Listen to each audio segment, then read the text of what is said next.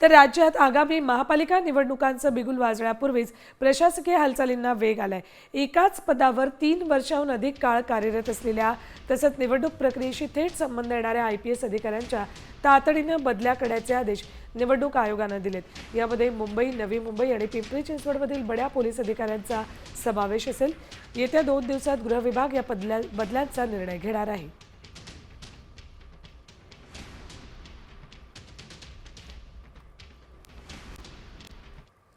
भंडाऱ्यात मतमोजणी केंद्रावरील 7 कर्मचाऱ्यांचं तडकाफडकी निलंबन केलंय।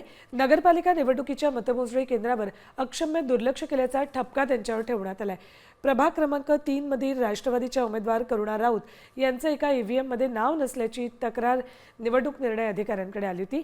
या प्रकरणात अक्षम्य चूक झाल्याचं लक्षात येताच भंडारा जिल्हाधिकारी सावंत कुमार यांनी ही कारवाई केली।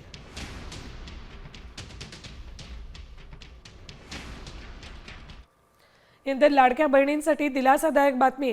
गावातील महिलांनी स्थापन केलेल्या बचत गटांना आता कोणतेही तारण किंवा जामीनदार न देता बँकांकडून 25 लाखांपर्यंत कर्ज मिळणार आहे। बचत गटाला 1 वर्ष पूर्ण झाल्यानंतर सुरुवातीला 1.5 लाखांपर्यंत कर्ज मिळेल आणि कर्जाची परतफेड वेळेत केल्यास पुढील टप्प्यात 3 लाखांपर्यंत कर्ज मिळेल।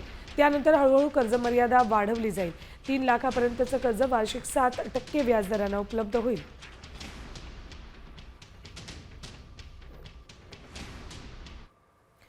तर बातमी थंडीबाबतची। यंदा ख्रिसमसचं स्वागत हुडहुडी भरवणाऱ्या थंडीनं होणार आहे। मात्र वर्षाखेर किमान तापमानात वाढ होण्याची शक्यता आहे।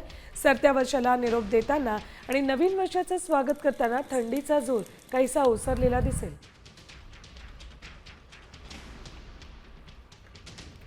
जेऊरमध्ये 8 अंश सेल्सिअस तापमान आहे। मालेगावात 8.4, नाशिकमध्ये 8.8,